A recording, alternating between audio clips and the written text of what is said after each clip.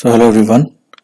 आज इस वाले वीडियो में हम लोग जो चैप्टर पढ़ रहे थे दिल्ली सल्तनत की स्थापना और विस्तार, उस चैप्टर का हम ये लास्ट और फाइनल पार्ट पढ़ेंगे और जितने टॉपिक हमारे रह गए थे इस वाले चैप्टर से उसको आज हम कंप्लीट कर लेंगे। ठीक है, तो हमारे चैप्टर का नाम था दिल्ली सल्तनत की स्थापना और विस्तार। स्थापना और विस्तार, तो ये हमारे चैप्टर का टाइटल है जो कि 12th क्लास की हिस्ट्री का चैप्टर है और ये बोर्ड है आपका, आप सभी को मालूम होगा, national institute of open schooling. ठीक है, क्लास 12th और हिस्ट्री बुक। चैप्टर का नाम दिल्ली सल्तनत की स्थापना और विस्तार। इसी चैप्टर का ये लास्ट पार्ट है, दोबारा से रिपीट करूंगा, पार्ट नंबर 8। इस वाले पार्ट में हम लोग क्या समझेंगे, एक बार थोड़ा सा उसका हम बेसिक स्ट्रक्चर समझने की कोशिश करते हैं। यह आप सभी को मालूम है कि जो दिल्ली सल्तनत है, दिल्ली सल्तनत, इसका जो हमने एक समय देखा है पूरा, वो हमने देखा है आपका 1206 से लेकर के 1526 तक। कहने का मतलब यह है, भारत के इतिहास में 1206 से लेकर 1526 तक जो भी समय है, उस समय को दिल्ली सल्तनत कहा गया है। और इस 1206 से लेकर 1526 के बीच पर जिन लोगों ने भारत पर शासन करा है, भारत पर शासन मतलब रूल, राजा वाला काम, उसको कंबाइंड रूप से कहा गया है दिल्ली सल्तनत। और इस दिल्ली सल्तनत के अंतर्गत हमने कई वंश देखे और कई वंशों के अपने अपने कई राजा रहे। राजा हिंदू या हिंदी तौर पर कहा जाता था, ये मुसलमान आक्रमण है, मुस्लिम लोग हैं, इस्लाम धर्म के अनुयायी हैं एक तरह से। तो इन लोगों ने जो शासन करा, जो मतलब हमारे हिंदू धर्म में जैसा हम राजा कहते हैं, तो यहां पर राजा की जगह पर क्या कहा गया, सुल्तान। ठीक है, ये सेम एज वैसे ही है जैसे हमारे यहाँ किंग को हम बोलते थे, बस अलग धर्म है तो नाम टाइटल सुल्तान कहा गया। दोबारा से समझें, भारत के इतिहास में 1206 से लेकर 1526 तक जिन जिन लोगों ने शासन करा, उसको सम्मिलित रूप से एक साथ कहा गया दिल्ली सल्तनत। और इस दिल्ली सल्तनत के अंदर कई वंश आए और उन वंशों में जो लोग राजा की तरह भूमिका निभाते रहे, उनको सुल्तान कह करके संबोधित किया गया। दिल्ली सल्तनत के अंतर्गत कुल हमने देखे हैं 5 राजवंश, 5 राजवंश। पांचों के बारे में जरा सा देखते हैं कौन कौन से थे। सबसे पहले था गुलाम वंश, फिर दूसरे नंबर पर था खिलजी वंश,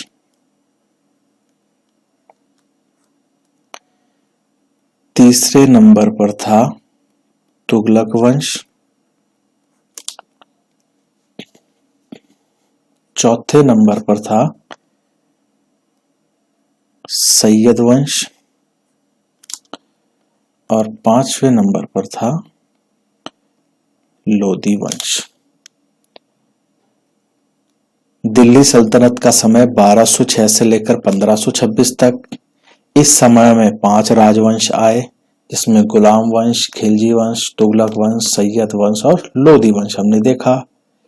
इन पांचों वंशों में जो लोग राजा की तरह पर समय समय पर आते गए, शासन करते गए, बदलते गए, उन सब को क्या कहा गया? सुल्तान। सुल्तान। ठीक है। तो इस वाले पार्ट में जो हम ये पार्ट नंबर 8 है, इसमें हम क्या पढ़ेंगे? इसमें हम यही पढ़ेंगे कि ये जो 1206 से लेकर 1526 तक का समय है, 1206 से लेकर 1526 तक का समय लगभग 320 साल, या राउंड ऑफ कर करके कह लो टोटली 300 साल,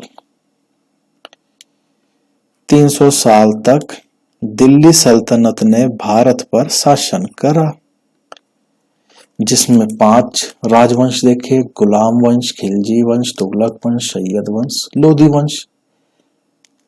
तो इस वाले चैप्टर में हमने जो सारे टाइटल अभी तक पढ़े हैं, जो सारे टॉपिक अभी तक हमने पढ़े हैं, उन सब टॉपिकों में हम ये पांचों वंश पढ़ चुके हैं।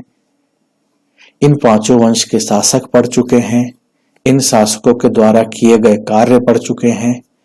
अब यहां पर हम क्या पढ़ेंगे कि ये 1206 से लेकर 1526 का बीच का जो समय है, यहां पर क्या क्या समस्याओं का सामना करना पड़ा दिल्ली सल्तनत को, मतलब समस्याओं का सामना, और इजी वे में कहो तो डिफिकल्टीज, परेशानियां।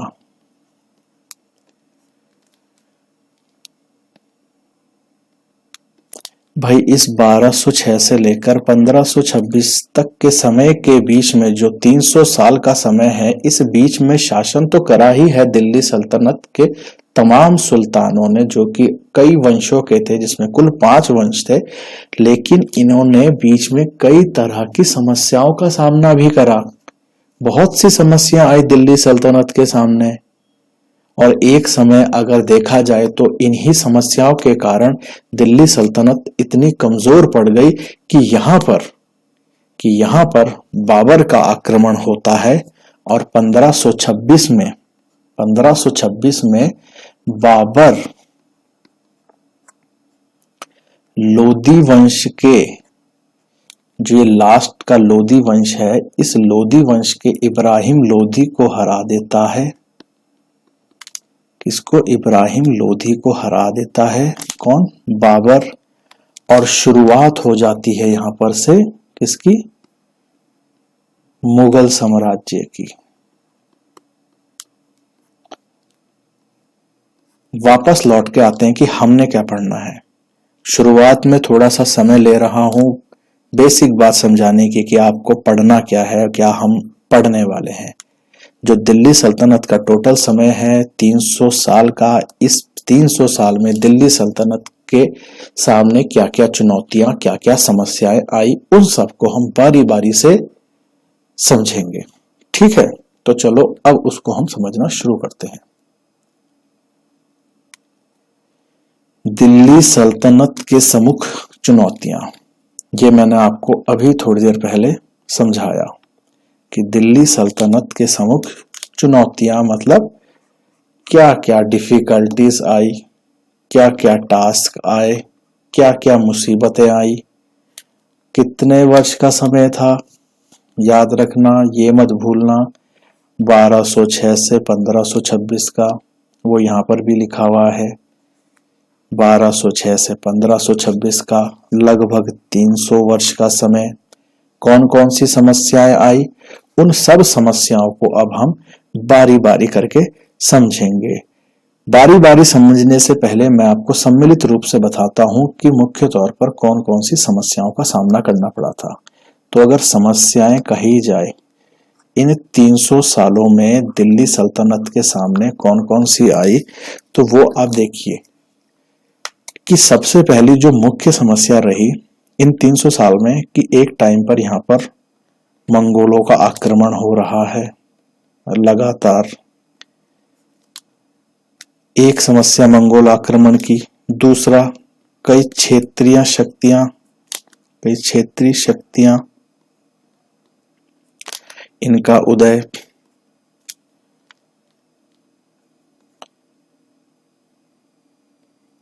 दिल्ली सल्तनत में ही विद्रोह। मैं अभी आपको ऊपरी ऊपरी तौर पे बता रहा हूं, एक एक हेडिंग को मैं अच्छे से समझाऊंगा अभी।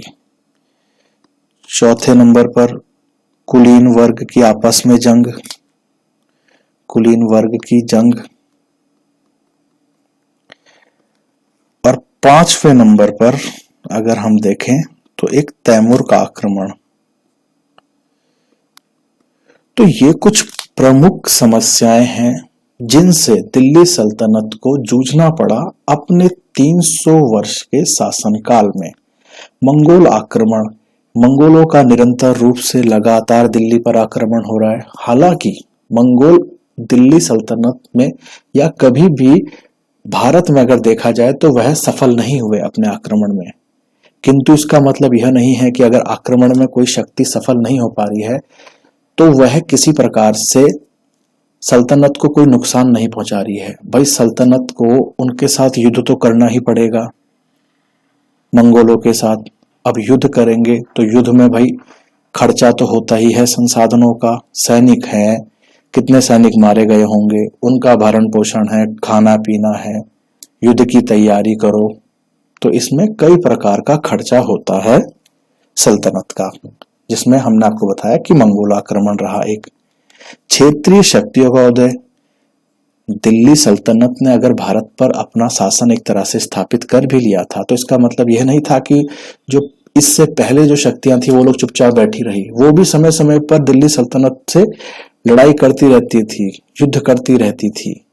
और मैंने आपको अभी अभी बताया कि युद्ध के परिणाम क्या होते हैं। भले जीते कोई भी, लेकिन नुकसान दोनों तरफ वालों को होता है, संसाधनों का और अपनी जो भी तुम्हारी एसेट्स हैं उनका तुम्हें नुकसान होता है। दिल्ली सल्तनत में ही विद्रोह, जो तीसरे नंबर की समस्या मैंने बताई यहाँ पर। तो दिल्ली सल्तनत में विद्रोह का मतलब है कि जो क्षेत्र दिल्ली सल्तनत के अंदर आ चुके हैं, दिल्ली सल्तनत के अंतर्गत होने के बावजूद वो लोग एक समय ऐसा आ जाता है कि वो अपने आप को दिल्ली सल्तनत से अलग करने लग गए। तो फिर क्या होगा, दिल्ली सल्तनत के जो सुल्तान है वो चुप रहेंगे, वो फिर से जाकर उनके साथ लड़ाई करेंगे, यहां भी उनका नुकसान। चौथे नंबर पर लिखा हुआ है कुलीन वर्ग की जंग। कुलीन वर्ग की जंग का मतलब जो सुल्तान के अलावा जो उच्च उच्च पदों पर तुर्क मूल के मुसलमान लोग बैठे हुए थे बड़ी बड़ी पोस्टों पर, जो शासन प्रशासन मतलब किस तरह से पूरा दिल्ली सल्तनत का साम्राज्य चल रहा है उसमें उनकी भी भूमिका होती थी। वो भी लोग भी बड़े बड़े पदों पर नियुक्त थे, तो उनको कुलीन वर्ग कहा जाता था या अमीर वर्ग कहा जाता था। संख्या में ये लोग बहुत ज्यादा थे, इसलिए ये लोग आपस में ही अपने एक दूसरे के डिसीजन के विरुद्ध होते रहते थे। कोई कहता था भाई अगला सुल्तान ये बनेगा, कोई कहता था अगला सुल्तान ये बनेगा, कोई सुल्तान के बनाए गए किसी फैसले से खुश था, कोई ना खुश था। तो इस तरह से ये लोग आपस में ही लड़ते रहते थे, जिसका खामियाजा और नुकसान दिल्ली सल्तनत को ही उठाना पड़ता था। दिल्ली सल्तनत के सम्मुख जो एक महत्वपूर्ण चुनौती के रूप में आता है वो होता है तैमूर का आक्रमण। अगर आपने इससे पहले वाले सारे पार्ट देखे हैं तो आपको मालूम होगा कि तैमूर लंग नाम से एक आक्रमण होता है भारत पर, जिसमें वह खिज्र खां की मदद से भारत पर आक्रमण करता है, खूब यहाँ लूट मचाता है, कत्लेआम करता है लोगों के, और खिज्र खां एक अपना नया वंश शुरू करता है। ये सब बातें आप पहले पढ़ चुके हैं। केवल मैं यहाँ आपको बेसिक स्ट्रक्चर, एक ढांचा बनाने की कोशिश कर रहा हूं कि आप जो अब इस वीडियो में आगे समझेंगे दिल्ली सल्तनत के समक्ष जो चुनौतियां हैं उन सबको आप आसानी से समझ सके। ये थोड़ी सी बेसिक बातें हैं। अब हमने एक एक बात को गहराई में समझना है, क्योंकि उसी हिसाब से हम अपना परीक्षा में उत्तर दे पाएंगे। ठीक है, तो वही दिल्ली सल्तनत के समक्ष चुनौतियां 300 वर्ष में। चुनौतियां दिल्ली सल्तनत के समक्ष, देखो इस बात को ऐसे में समझो। एक प्रमुख चुनौती के तौर पर अगर हम कहें तो मंगोल आक्रमण हो रहा है 13वीं शताब्दी के बाद भारत पर। अब मंगोल भारत पर आक्रमण कर रहे हैं तो इसको रोकेगा भी तो कोई।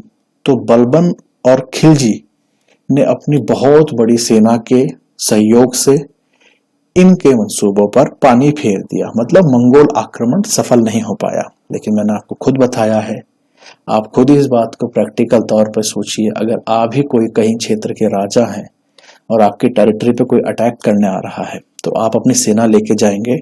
भले ही आप उस युद्ध में जीत जाएं, इसका मतलब ये तो नहीं कि आपकी जेब से पैसा खर्च नहीं हुआ उतनी सेना को एकत्र करने में, उनको खाना पीना खिलाने में, और कितने सैनिक मारे भी जाएंगे जहां पर युद्ध होगा, युद्ध स्थल होगा। ठीक है, तो यही सब चुनौतियां हैं दिल्ली सल्तनत के सामने। जब मंगोल आक्रमण हुआ तो बलबन और खिलजी ने अपनी विशाल सेना के सहयोग से इनके आक्रमण को असफल साबित किया। मंगोल आक्रमणों में अगर हम बात करें तो अंतिम महत्वपूर्ण आक्रमण रहा वो तरशमरीन के द्वारा करा गया, और जिस समय यह आक्रमण हुआ तो उस समय मोहम्मद तुगलक शासक था। ठीक है, इतनी बात ध्यान रखें। जो मैंने आपको अभी स्टार्टिंग में बताया कि तमाम मंगोल आक्रमण सल्तनत को नष्ट करने में असफल रहे, किंतु सल्तनत के संसाधनों को नष्ट करने का कारण बने। संसाधन मतलब रिसोर्सेस, पैसा है, सेना है, अन्य प्रकार के सभी संसाधनों का नष्ट हो रहा है एक तरह से युद्ध में। तो मंगोल आक्रमण अपनी यहां जीत तो स्थापित नहीं कर सके, किंतु इनके आक्रमणों का सामना करते करते दिल्ली सल्तनत को कई प्रकार की संसाधनों के रूप में हानि हुई। ठीक है, आगे बढ़ते हैं कुछ अन्य महत्वपूर्ण आक्रमण सल्तनत पर। इसमें प्रमुखतः एक तुर्क आक्रमणी है जिसका नाम था तैमूरलंग। इसकी पूरी डिटेल में आप लोग इससे पहले वाले पार्ट्स में समझ चुके हैं, मैं उसको यहां पर दोबारा से रिपीट नहीं करूंगा। तो प्रमुखतः इसमें तुर्क आक्रमण एक तैमूरलंग के द्वारा किया, जिसने दिल्ली सल्तनत को पूरी तरह से अस्त व्यस्त करा। तैमूरलंग का जो मुख्य उद्देश्य था भारत पर आक्रमण करने का, वो यही था कि दिल्ली सल्तनत ने जो लगभग 200 सालों में जितना यहाँ पर से धन दौलत इकट्ठा की है, उसको मैं यहाँ से लूट करके ले जाऊंगा। वो यहाँ शासन करने के लिए नहीं आया था, आया, मार धाड़ करी, लड़ाई करी और यहाँ से लूट करके चला गया। भारत पर आक्रमण करने के लिए तैमूरलंग की मदद किसने करी थी? खिज्र खां ने, जैसे मैंने आपको बताया। और खिज्र खां ने जब इसकी मदद करी तो खिज्र खां ने इसके बाद अपना खुद का एक वंश, सैयद वंश शुरू किया था। ये आप लोग इससे पहले वाले वीडियो में समझ चुके हैं पूरा डिटेल में।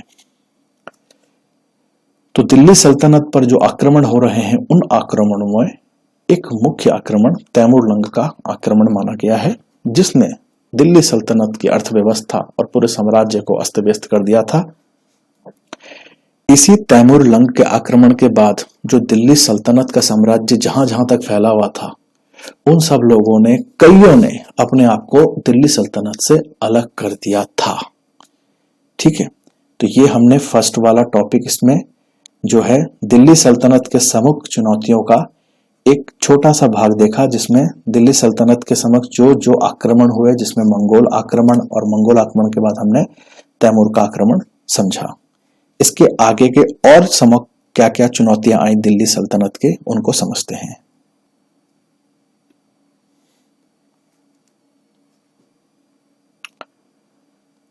दिल्ली सल्तनत के समक्ष चुनौतियां, टाइटल एक ही है लेकिन चुनौतियों की डिस्क्रिप्शन या क्वालिटीज बदलती जाएंगी। जहां एक तरफ अभी आक्रमण पढ़े हमने, जिसमें तैमूरलंग का पढ़ा हमने आक्रमण। ठीक है, अब उसी के बाद हम देखते हैं कि अन्य क्या क्या चुनौतियां रही। कुलीन वर्ग की आपसी संघर्ष या जंग। दिल्ली सल्तनत में क्या हुआ कि अगर कोई सुल्तान बन चुका है तो उसके मरने के बाद, उसकी मृत्यु के बाद अगला सुल्तान कौन बनेगा, इस तरह का कोई एक नियम नहीं था। और इसी नियम ना होने के कारण जो अमीर वर्ग था, जो कुलीन वर्ग था, मतलब जो उच्च पदों पर दिल्ली सल्तनत में नियुक्त थे, अधिकारी कह लो, उन लोगों ने सुल्तान बनने का जो खेल है वो अपनी इच्छा अनुसार करा कि नहीं नहीं भाई अगला सुल्तान ये बनेगा, कुछ लोग कह रहे ये सुल्तान बनेगा। तो ये आपसी संघर्ष ने भी दिल्ली सल्तनत को एक कमजोरी प्रदान करी, क्योंकि सबका मत एक नहीं है कि भाई सुल्तान कौन बनेगा। रिजल्ट क्या है, आपस में ही अंदर विद्रोह हो रहे हैं। तो कुलीन वर्ग की आपसी संघर्ष, क्योंकि उत्तराधिकारी नियम की कमी थी। डिटेल में देखें तो कुतुबुद्दीन ऐबक की मृत्यु के उपरांत जो कुलीन वर्ग था ये अपने वर्चस्व या अपने एक उच्च स्थिति पर आ गया था सुल्तान बनाने को लेकर। इन लोगों ने क्या करा, अपनी इच्छा के अनुसार इन्होंने सुल्तानों को बनाया और बदला। और कुतुबुद्दीन ऐबक की अगर मृत्यु के बाद देखें तो अमीरों ने, अगर हम देखा जाए तो एक इल्तुतमिश नाम से एक अगला शासक आया।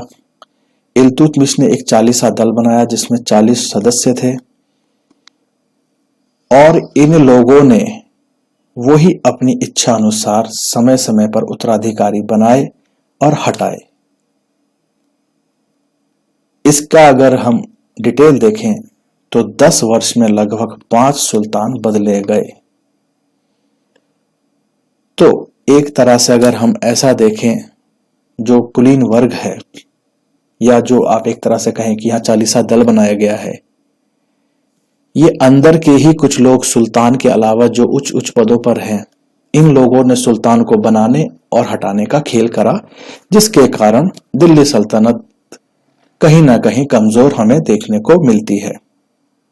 अंततः बहलोल लोधी, जहां लोधी वंश की स्थापना के साथ यह तुर्क शासन की समाप्ति कर देता है।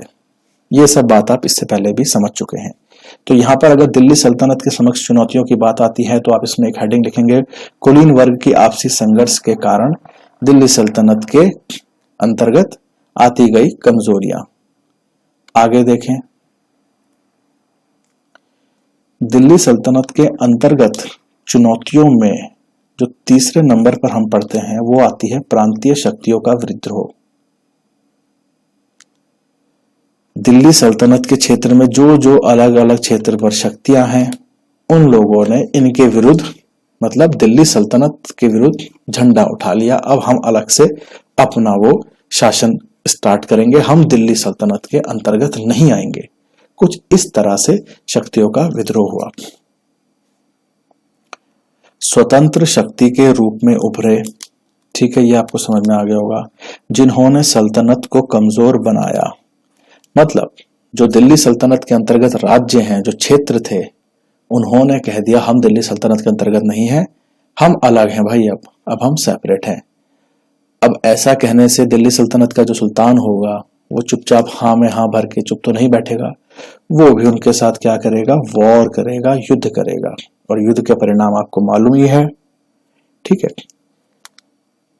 और इसमें प्रमुख विद्रोह देखा जाए तो कौन कौन से क्षेत्रों ने करा है दिल्ली सल्तनत के अंतर्गत होने के बावजूद, जिसमें एक लखनौती आता है। ये आप देखिए बंगाल का ही एक हिस्सा है। जौनपुर ने करा, मालवा वाले क्षेत्र ने करा, गुजरात ने करा और बहमनी राज्य ने करा आदि ने। इसके अलावा और भी हैं ईटीसी, लेकिन ये मुख्य हैं। तो प्रांतीय शक्तियों का विद्रोह के बारे में अगर आप लिखेंगे दिल्ली सल्तनत के अंतर्गत, तो उसमें आप यही इन क्षेत्रों के नाम लिखेंगे।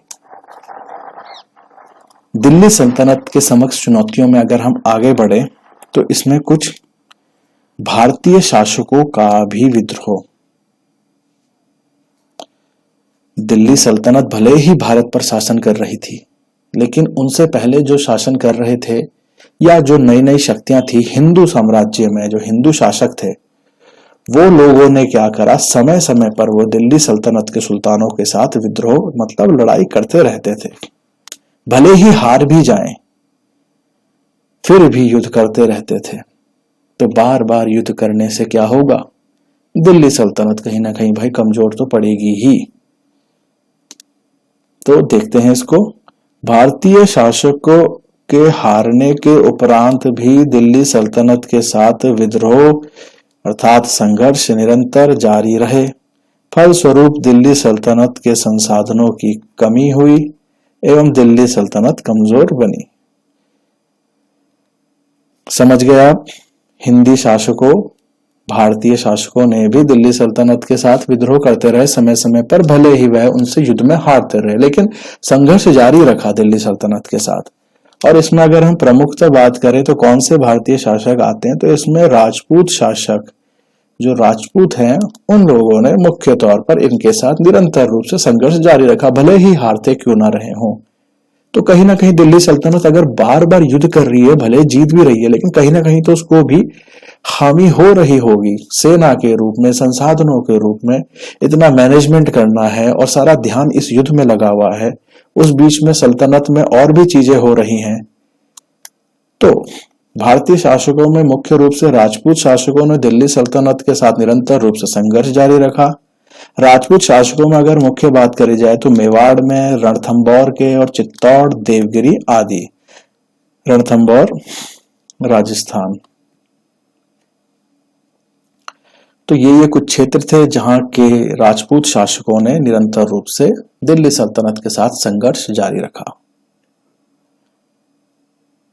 बताया जाता है कि इसी के कारण दिल्ली सल्तनत इतनी कमजोर पड़ गई थी कि एक समय पर जो लोधी वंश आ गया था लास्ट में, और इस लोधी वंश का शासक था इब्राहिम लोधी।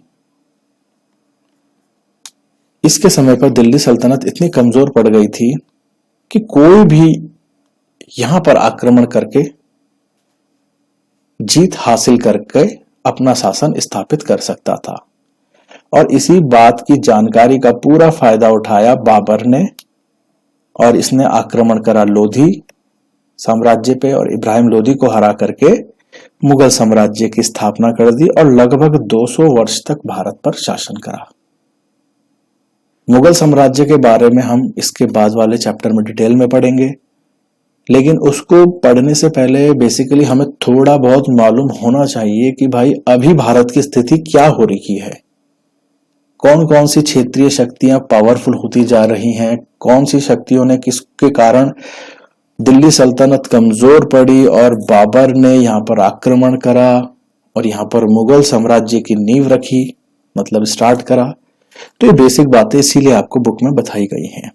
ठीक है, तो चलो ये हमने देखा कि दिल्ली सल्तनत के अंतर्गत आई चुनौतियों में भारतीय शासकों का विद्रोह एक मुख्य भूमिका निभाता है और प्रांतीय शक्तियों का भी विद्रोह हुआ। इससे पहले हमने कुलीन वर्गों का विद्रोह देखा, उससे पहले हमने मंगोल आक्रमण देखा, मंगोल आक्रमण के बाद हमने तैमूर का आक्रमण देखा।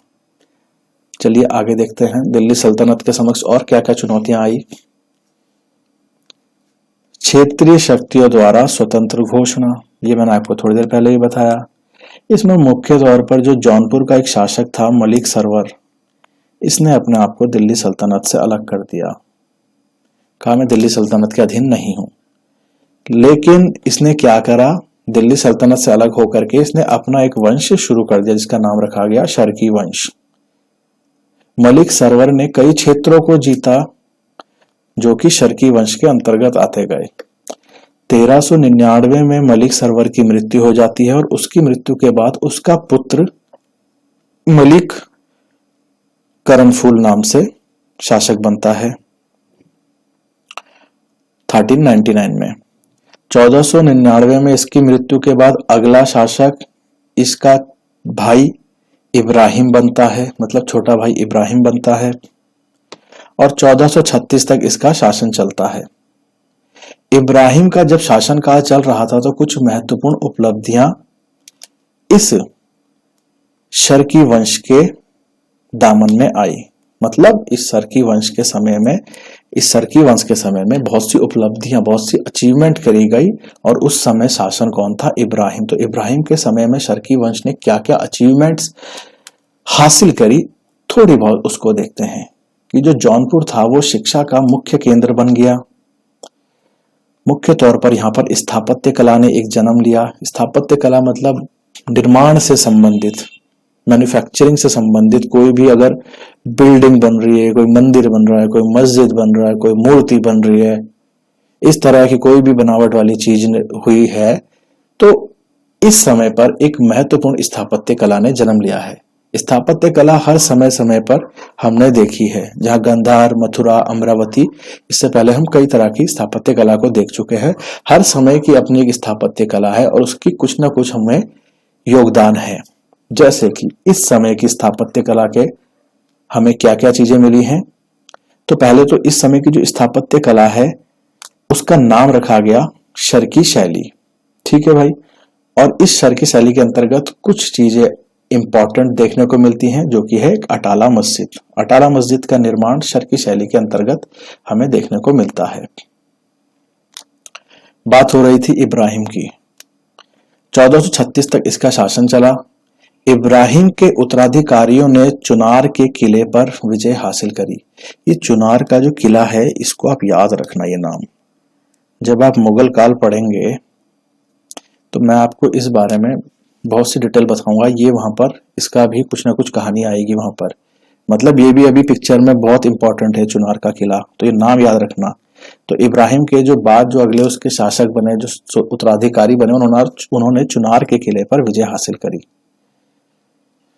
1500 ईस्वी का समय आता है, हुसैन शाह का शासन चलता है और आपको मालूम होगा कि इन लोगों ने यहीं पर से, जहां पर मलिक सरवर था, इसी ने दिल्ली सल्तनत से अपने को अलग कर लिया था, सेपरेट कर लिया था। तो जब इसने सेपरेट कर लिया है तो एक तरह से यह स्वतंत्र हो चुका है और इसके जो उत्तराधिकारी आ रहे हैं, मतलब इसके बच्चे, बच्चों के बच्चे जो राजा बनते जा रहे हैं, वो सबके सब भी सेपरेट है, दिल्ली सल्तनत से कोई लेना देना नहीं।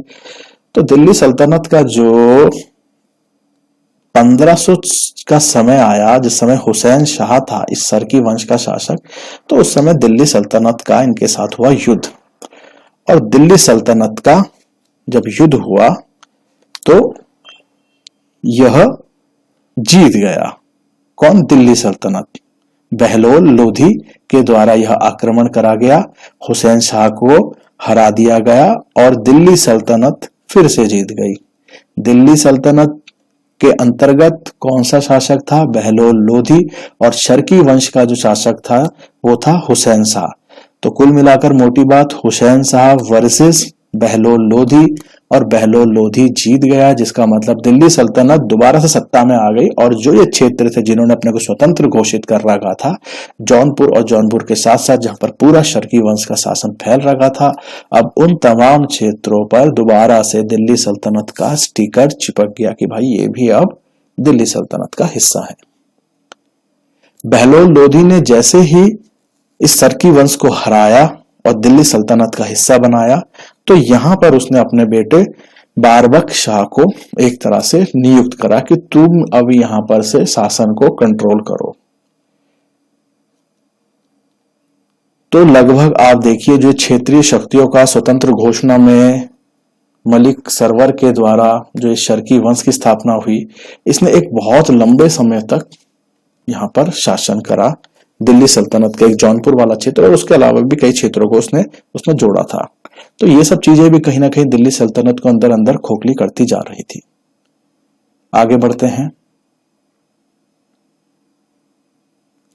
कश्मीर की बात करी जाए तो कश्मीर में शमशुद्दीन शाह नाम से एक प्रथम मुस्लिम शासक हमें देखने को मिलता है 1339 में। तो अगर परीक्षा में प्रश्न आए कि प्रथम मुस्लिम शासक कश्मीर का कौन था, तो शमशुद्दीन शाह पे आप टिक लगाएंगे, अगर ये आपके पास ऑप्शन में आता है, या अगर लिखने को आएगा तो पूरा नाम लिखना पड़ेगा आपको। शमशुद्दीन शाह के बाद अगला शासक यहां पर देखने को मिलता है सिकंदर, जिसका समयकाल 1398 से लेकर 1416 तक चला और 1416 में मृत्यु हो जाती है इसकी, और इसके बाद इसका पुत्र अली शाह अगला शासक बनता है। अली शाह के बाद इसका जो अगला शासक बनता है, तो अली शाह का ही भाई जो था वह अगला शासक बनता है, जिसका नाम था जैनुअल अबीदीन। जैनुअल अबीदीन। जैनुअल अबीदीन बहुत उदार और बुद्धिमान किस्म का शासक था। उदार मतलब दयावान, दयावान तथा बुद्धिमान किस्म का शासक था। यह अपने साम्राज्य में या जो इसका क्षेत्र था, ये वहां पर तरीके से पूरा मैनेजमेंट करता था और सबको एक साथ लेके चलता था। और इसने एक पूरा ध्यान दिया कि मैं किस तरह से अपने क्षेत्र मतलब कश्मीर का विकास कर सकूं। विकास करने के क्षेत्र में वह यह जानता था कि आम जनता को भी मुझे यहाँ की खुश रखना पड़ेगा, क्योंकि हिंदू या भारत एक ऐसा क्षेत्र है, एक ऐसा देश है जहां पर अधिकांश लोग हिंदू धर्म को मानते हैं। तो उसने जो जजिया कर और गोवध था, मतलब जजिया कर एक इस तरह का टैक्स था जो मुस्लिम लोगों के अलावा सब लोगों से लिया जाता था, उसने इस टैक्स को ही खत्म कर दिया। साथ साथ गाय की हत्या पर भी इसने प्रतिबंध लगा दिया कश्मीर में, जहां पर यह शासक था। तो इन सब बातों से इसने कहीं ना कहीं आम जनता का दिल जीता और अपनी जो स्थिति थी जनता के मन में उसको काफी उच्च स्थान पर पहुंचाया। जैसा मैंने आपको अभी बताया, कश्मीर विकास पर इसने बल दिया। साथ ही साथ जो महाभारत एक ग्रंथ है, इससे आप सभी वाकिफ हैं, प्लस एक राजतरंगिणी है। राजतरंगिणी एक तरह से ऐसा ग्रंथ, ऐसी किताब समझिए जो हमें कश्मीर के इतिहास के बारे में जानकारी देती है। तो कश्मीर के इतिहास की जानकारी का जो लिखित स्रोत है उसको कहा जाता है राजतरंगिणी। राजतरंगिणी नाम से एक किताब है। तो जैनुअल अबिदीन ने महाभारत और राजतरंगिणी का फारसी भाषा में अनुवाद कराया, मतलब अनुवाद का मतलब ट्रांसलेट मतलब कन्वर्ट कराया। जैसे आप बहुत सी मूवीज देखते हैं जो अलग अलग भाषाओं में होती है, चाहे इंग्लिश में हो, उसको हम लोग हिंदी भाषा में डब्ड वर्जन में देखते हैं। वैसे ही अगर लिखी हुई बात है कोई किसी और लैंग्वेज में, उसको हिंदी लैंग्वेज में लिख दें तो हम कहेंगे भाई फलाना फलाना उसका हिंदी भाषा में अनुवाद करा। वैसे ही महाभारत और राजतरंगिणी जो हमारे ग्रंथ हैं उसका इन्होंने फारसी भाषा में अनुवाद कराया। किसने? जैनुअल आबिदीन ने। ठीक है, जैनुअल आबिदीन एक काफी शक्तिशाली और बुद्धिमान शासक रहा जिसने अपने समय काल में कई उपलब्धियां हासिल करी, लेकिन जो इसके उत्तराधिकारी हुए वे काफी कमजोर हुए और असफल रहे। कमजोर का मतलब ये नहीं है कि वजन बहुत कम है, शरीर दुबला पतला है। कमजोर का मतलब रणनीति, शासन प्रशासन तरीके से चलाने में असफल जो हो जाते हैं उसको कहा जाएगा कमजोर। तो जैनुअल आबिदीन के जो उत्तराधिकारी रहे वो काफी कमजोर रहे और उसी का फायदा उठाया किसने? मिर्जा हैदर ने। और इसने आक्रमण करा कश्मीर पर और कश्मीर को मुगल साम्राज्य का हिस्सा बना लिया। याद रहे, इसके बाद डायरेक्ट हम मुगल साम्राज्य ही पढ़ रहे हैं, तो ये सब चीजें टुकड़ों में कहीं ना कहीं से मुगल साम्राज्य में जुड़ती जा रही हैं। और ये जो मिर्जा हैदर था जिसने ये आक्रमण करा, ये कौन था? ये था आपका बाबर का रिलेटिव, बाबर का रिश्तेदार। यहाँ लिखा भी होगा, हाँ, बाबर का रिश्तेदार। ठीक है, तो मिर्जा हैदर ने कश्मीर पर आक्रमण करके कश्मीर को मुगल साम्राज्य का हिस्सा बनाया। ठीक है, तो ये सब बातें आप समझ रहे हैं। आगे इसी क्रम में देखा जाए तो और क्या क्या चुनौतियां, समस्याएं रही प्रत्येक क्षेत्र को लेकर। गुजरात को लेकर बताया जाए तो अलाउद्दीन खिलजी यहाँ का प्रथम सुल्तान रहा, अर्थात अलाउद्दीन खिलजी प्रथम सुल्तान रहा जिसने गुजरात को जोड़ा किसमें? दिल्ली सल्तनत में। किंतु जब एक समय पर यहां पर तैमूर आक्रमण हुआ दिल्ली सल्तनत पर, तो पूरी दिल्ली सल्तनत की अर्थव्यवस्था हिल गई और इसने खूब कत्लेआम मचाया। दिल्ली सल्तनत के सुल्तानों की कोई वैल्यू नहीं रही। इसी का रिजल्ट यह निकला कि जो दिल्ली सल्तनत के अंतर्गत ये गुजरात क्षेत्र था, इन्होंने तैमूर आक्रमण के बाद बोला कि भाई हम दिल्ली सल्तनत के शासकों को नहीं मानते, हम उनसे अलग हो गए हैं, अब हमें कोई मतलब नहीं, हम उनका आदेश नहीं मानेंगे। जब उन्होंने देख लिया कि तैमूर आक्रमण हुआ, ये लोग कुछ नहीं कर पाए, इतनी उसने लूट मचाई, तो हम काहे को इनके अंतर्गत रहे भाई। तो तैमूर आक्रमण के बाद जो गुजरात के शासक थे उसने अपने आप को दिल्ली सल्तनत से अलग कर लिया। तो दिल्ली सल्तनत से अलग करने वाला गुजरात का शासक का नाम क्या था? जाफर खान। तो 1410 में गुजरात एक स्वतंत्र रूप में हमें देखने को मिलता है। जाफर खान ने इसकी शुरुआत कर दी थी क्योंकि उन्होंने अपने आप से दिल्ली सल्तनत का स्टिकर हटा दिया था और एक स्वतंत्र रूप से स्थापित हो गए थे। गुजरात को लेकर बात करी जाए तो गुजरात का जो एक प्रमुख शासक हमें देखने को मिलता है उसका नाम आता है अहमद शाह, जिस का समय काल देखें तो 1411 से लेकर के 1441 तक का रहता है। यह अहमद शाह ही था जिसके नाम पर अहमदाबाद नगर की स्थापना हुई और यह स्थापना इसी ने करी है, अहमद शाह ने अपने नाम पर अहमदाबाद की। ठीक है, अहमदाबाद आप सभी इस नाम से अच्छी तरह वाकिफ हैं कि ये क्षेत्र आपका भी अहमदाबाद नाम के क्षेत्र की स्थापना करी और आई थिंक आप सभी जानते होंगे ये भी आपका गुजरात में ही पड़ता है। 1441 में इसकी मृत्यु हो जाती है और इसका ज्येष्ठ पुत्र अगला शासक बनता है। ज्येष्ठ मतलब बड़ा बेटा, ज्येष्ठ मतलब बड़ा, पुत्र मतलब बेटा। तो 1441 में मृत्यु के बाद इसका बड़ा बेटा शासक बनता है जिसका नाम था मोहम्मद शाह, और इसे कहें आप या तो जर बख्श। 1441 में जर बख्श की मृत्यु के बाद उसका पौत्र फतेह खान बनता है अगला शासक गुजरात का, जो लगभग 52 साल शासन करता है और एक महत्वपूर्ण शासक की भूमिका में देखने को मिलता है। फतेह के बाद मतलब इस फतेह खान की मृत्यु के बाद जो इसके उत्तराधिकारी हुए, मतलब इसके बाद जो इसके वंशज जो अगले राजा बने, जो अगले सुल्तान बने, एक तरह से वो काफी कमजोर साबित हुए। और इसी का फल स्वरूप क्या हुआ, 1572 में अकबर ने गुजरात को जीत करके मुगल साम्राज्य में जोड़ दिया गुजरात को। तो आप देख रहे हैं जहां एक तरफ अभी कश्मीर भी मुगल साम्राज्य का हिस्सा बना, और यहीं 1572 में अकबर ने भी गुजरात को जीत करके उसको मुगल साम्राज्य का हिस्सा बना दिया। ध्यान रहे, कंफ्यूज नहीं होना है। हम लोग दिल्ली सल्तनत के समक्ष चुनौतियों को पढ़ रहे हैं। स्टार्टिंग में मैंने आपको धीरे धीरे सब बता दिया था हमने क्या क्या पढ़ना है, तो उसी में हम देख रहे हैं कि कौन कौन से क्षेत्र हैं जो दिल्ली सल्तनत से अपने आप को पृथक करते चले गए, अलग करते चले गए अनेकों कारणों के कारण, और उन क्षेत्रों में इस तरह से कमजोरी आई जो कि दिल्ली सल्तनत तो बनी ही कमजोर क्योंकि उनके बहुत से क्षेत्र उनसे अलग होते जा रहे हैं, स्वतंत्र शक्ति के रूप में उभर रहे हैं, किंतु वह क्षेत्र स्वतंत्र होने के बावजूद काफी शक्तिशाली नहीं रहे, क्योंकि जिन्होंने उस क्षेत्रों में एक शासन शुरुआत तो कर दी लेकिन उनके उत्तराधिकारी इतने सक्षम नहीं रहे कि वह अपने क्षेत्र को संभाल सके।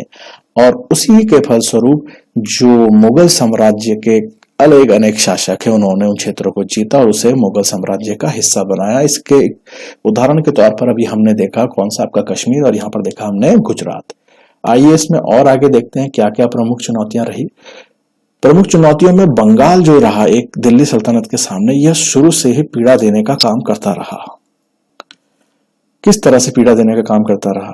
बंगाल जो था, एक तो आप अगर भारत के नक्शे पर देखेंगे तो इस तरफ वाला जो क्षेत्र है, ये वाला जो मैंने राउंड कर दिया है, ये वाला क्षेत्र जो है ये बंगाल, आज का बंगाल और उस समय का बंगाल काफी बड़ा था।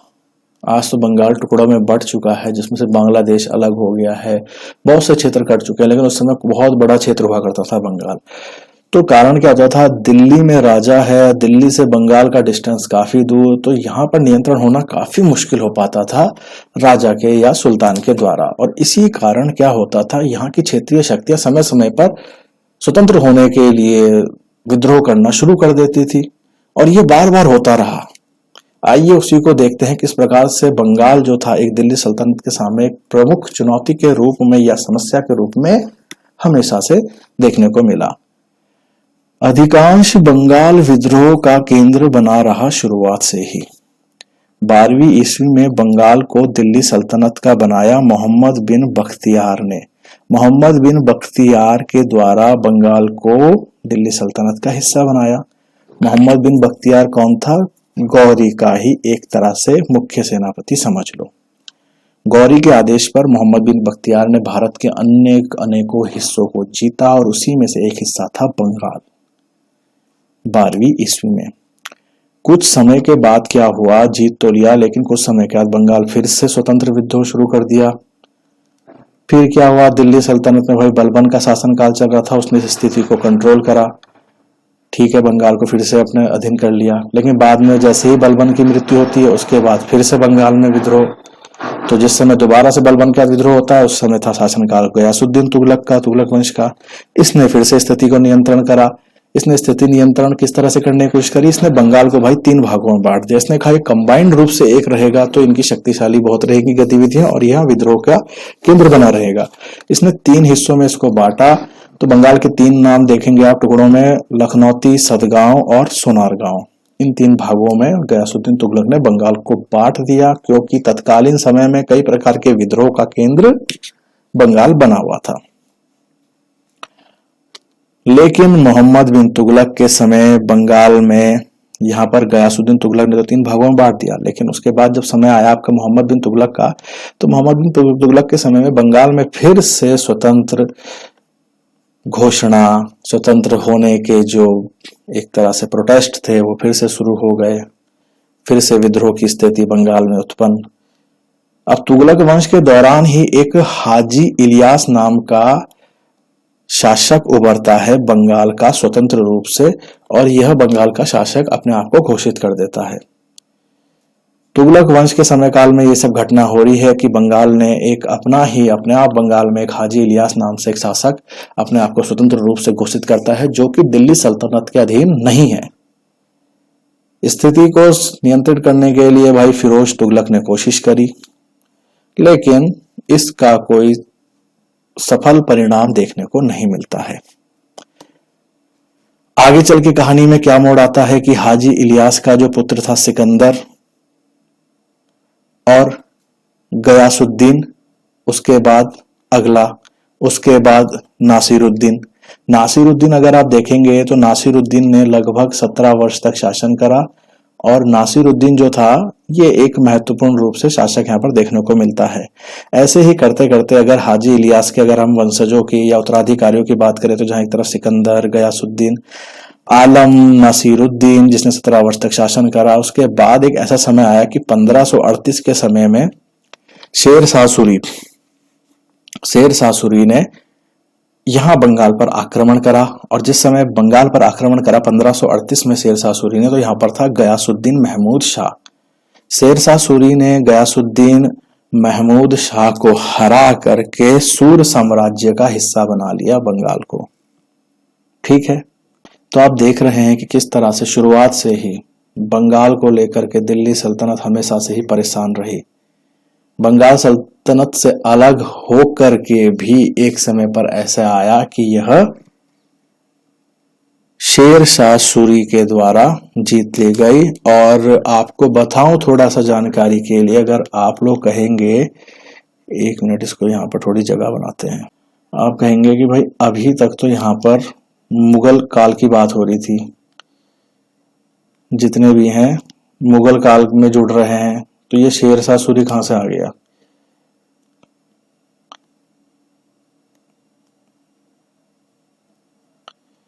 अभी आप कहेंगे कि सारे के सारे तो ये मुगल साम्राज्य में जुड़ रहे हैं, जो कि बाबर वाला था। ये जो बंगाल था, ये बंगाल भाई शेर शाह सूरी के पास कैसे जुड़ गया? ये शेर शाह सूरी कहां से आ गई इसमें कहानी है? ये शेर शाह सूरी का सूरी साम्राज्य कहां से आ गया? तो इसके लिए आपको थोड़ी सी एक कहानी सुन लो, हल्की सी। दिल्ली सल्तनत के बाद कौन आएगा? मुगल। इस मुगल साम्राज्य में एक समय ऐसा आता है कि जो बाबर है, बाबर तो शुरू कर दे रहा है। बाबर के बाद इसका जो एक बेटा था जिसका नाम था हुमायूं। इस हुमायूं के समय में क्या हुआ कि जो क्षेत्र पर मुगल साम्राज्य है वहां पर आक्रमण किसका हुआ? आक्रमण हुआ भाई आपका शेर शाह सूरी का। शेर शाह सूरी का। शेर शाह सूरी ने हुमायूं को हरा दिया और शासन अपना स्थापित कर लिया। तो वो समय था 1540 से लेकर के 1555 का। इसमें ज्यादा ध्यान मत लगाना, नॉर्मली कहानी के तौर पे समझ लो। इस समय पर यह रहा, लेकिन बाद में 1556 में 1556 से लेकर के फिर से कौन आ जाता है? हुमायूं। ठीक है, बात समझ में आ रही है। मुगल साम्राज्य था भारत में, बाबर रहा, बाबर के बाद उसका बेटा हुमायूं रहा। हुमायूं के समय के बीच में ही शेरशाह सूरी ने आक्रमण करा और यहां पर से हुमायूं को भगा दिया और यहां पर शेरशाह सूरी या सूरवंश की स्थापना कर दी। लेकिन ये ज्यादा समय तक नहीं रहा, कुल मिला के देखें तो लगभग 14-15 वर्ष रहा और फिर से हुमायूं आता है, अटैक करता है और शेरशाह सूरी को हरा देता है और दोबारा से मुगल साम्राज्य चलने लग जाता है। तो यहाँ पर जो बंगाल वाला हम कहानी देख रहे थे, जो ये हम यहाँ पर ये बंगाल वाली कहानी देख रहे थे जिसमें हाजी इलियास, सिकंदर गयासुद्दीन और 1538 में गयासुद्दीन महमूद शाह को शेरशाह सूरी ने हरा दिया है। तो ये देखो ना, 1538 वाला समय है और यहीं पर मैंने आपको अभी बताया था इसमें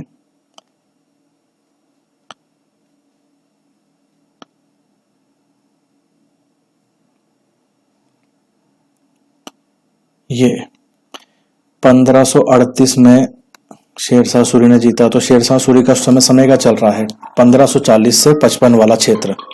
ठीक है, तो ये बातें आपको याद रखनी है। ये सब मैंने आपको सारी बातें समझा दी, ठीक है, कि किस तरीके से क्या क्या हुआ। और यहाँ पर जो आखिरी में ये शेरशाह सूरी आ गया है, इसका भी मैं थोड़ा सा आपको डिटेल में बता दिया कि क्या क्या कहानी बनी। कहाँ आप अभी तक बोलते कि मुगल साम्राज्य में जुड़ रहे थे सब, ये शेरशाह सूरी कहाँ से आ गया पिक्चर में। ठीक है, तो बीच में आता है 15-16 साल के लिए, लेकिन फिर से ये चला जाता है। ठीक है, तो दोबारा से इसको रिकैप करके देखते हैं कि हमने अभी तक पढ़ा क्या है। तो ये देखिए, आपने ये सब देख लिया होगा अच्छे से कि दिल्ली सल्तनत के स्थापना और विस्तार हम चैप्टर पढ़ रहे थे और इसी में हम लोगों ने क्या क्या बातें पढ़ी। दिल्ली सल्तनत की स्थापना और विस्तार पढ़ा हमने, जो कि ये पार्ट 8 था। दिल्ली सल्तनत 1206 से 1526 तक समय चला, लगभग 300 वर्ष का शासनकाल रहा। इस बीच में जो राजा बने उन्हें सुल्तान कहा गया। 5 राजवंश रहे, गुलाम, खिलजी, तुगलक, सैयद, लोधी और इब्राहिम लोधी को आखिरी में बाबर ने हरा करके मुगल साम्राज्य की स्थापना करी। लेकिन इन 300 वर्ष में कई प्रकार की समस्याएं, परेशानी, डिफिकल्टी सल्तनत के सामने आई। मतलब जिसमें एक मंगोल आक्रमण पड़ा हमने, क्षेत्रीय शक्तियों का उदय पड़ा, दिल्ली सल्तनत के अंतर्गत ही विद्रोह पड़े, कुलीन वर्गों की आपसी जंग देखी और तैमूर का आक्रमण देखा। तो इस प्रकार से हमने सारी चीजें देखी, क्षेत्रीय शक्तियों का उदय देखा, मंगोल आक्रमण देखा। इस तरह की सारी बातें हम लोग अच्छे से समझ चुके हैं। तो मुझे उम्मीद है कि ये पूरा चैप्टर अब हमारा जो मैंने आपको समझाने का प्रयत्न करा है, मैं उसमें सफल रहा हूँ और आप लोगों को भी पूरी बातें अच्छे से समझ में आई होगी। बस बात इतनी है कि आपको बातें अच्छे से सुननी है, समझनी है और इनको लिखना भी है, अपने नोट्स भी बनाने हैं, तभी जाकर के आपके बात जहन में अच्छे से फिट हो पाती है। खाली सुन करके कहानी नहीं चलती है, आपको सुनना भी है। एक बार सुन लो अच्छे से, उसके बाद फिर इन बातों को लिखो। फिर आपको वीडियो नहीं देखने हैं बार बार, उसके बाद फिर आपने क्या करना है, जो आपने लिखा हुआ है उसको पढ़ो, आपके दिमाग में सारी बातें अच्छे से जगह बना पाएंगी। तो करते इस वीडियो को यहीं पर एंड, और इसके बाद जो हमारा अगला चैप्टर है उसको हम पढ़ेंगे। ठीक है, थैंक यू एवरीवन।